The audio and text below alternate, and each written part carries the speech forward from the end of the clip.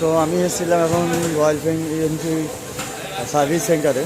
Actually আমার গাড়ি এখানে আমি কাজ করে নিয়ে গেছিলাম, তো একটু ট্যাঙ্কের প্রবলেম হচ্ছিলো। যে ট্যাঙ্কটা দেখছো, ওই ট্যাঙ্কে তোমার ভিডিও আগের ভিডিওটায় দেখেছো, আমি দীঘা মন্দারমণি ব্লগটায় যেটা প্রবলেম হচ্ছিলো, তো সেই সেম প্রবলেমটার জন্য এখানে আসা।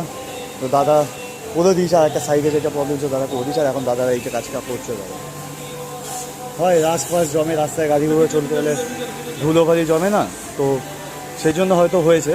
তো দাদা যাই হোক করে দিচ্ছে, মিথ্যে কথা বলবো না। একবার ফোন করে দাদা বলেছে তুমি আসো টাইম করে, আমি করে দেবো। তো তোমরা যদি আমাদের চিনার পার্ক সার্ভিস সেন্টারে কখনো আসো, এই দাদার সাথে কন্ট্যাক্ট করবে। এই দাদা খুব ভালো, তোমার ফোনে রেসপন্স করবে। রাত্রি 10টার সময় কল করলেও আমার ফোন ধরে, তো খুবই ভালো। তো যখনই আসবে এখানে এসে দাদার সাথে কন্ট্যাক্ট করো, আশা করছি ভালো হবে। চলো আপাতত পাস।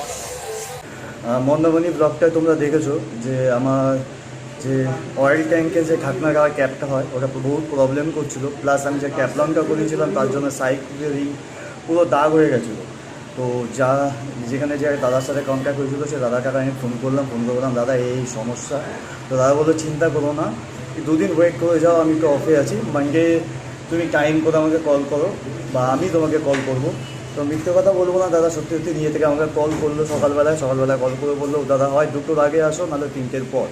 তো আমি এসে গেলাম, জাস্ট বেশিক্ষণ না, 10 মিনিট হলো। অলরেডি কাজ ওরা স্টার্ট করেই দিয়েছে। আমার সামনে ওই যে দাগটা হয়েছিল ক্যাপলনে, সেটা পরিষ্কার ক্লিন হয়ে গেল। আর ট্যাঙ্কে যে প্রবলেমটা ছিল সেটাও হয়ে গেছে।